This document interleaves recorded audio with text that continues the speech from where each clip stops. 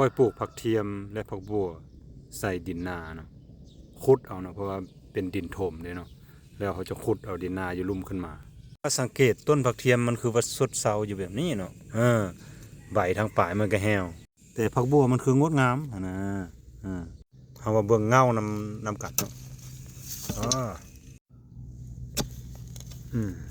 เห็นมันสดเซาแบบนี้เนาะแต่ว่าเงาอยู่ลุ่มพันใหญ่เห็นป่ะโอนปานผักเทียมทอกนะแต่เจ้าสังเกตปลายน้อยๆเห็นป่ะมาเบิ่งผักบัวทางเทิงนี่งอกงามโอนผักบัวทางปลายงอกงามว่าทางลุ่มน้อยแค่แหละเนาะเดี๋ยวมันต้องใช้เวลาหลายบ่เนาะจนปะจนให้มันแห้วบ่เนาะโอ้นกกบัวนะน้อยๆมีหลายคน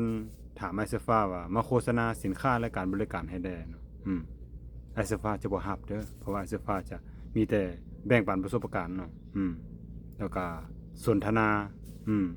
แลกเปลี่ยนบทเรียนซึ่งกันและกันเท่านั้นเนาะเพื่อฝึกเพื่อซ้อมเนาะหวังว่าในอนาคตจะได้ไปเถียงกับ FC ที่มีการบ่ายเบี่ยงอยู่ในเวทีสากล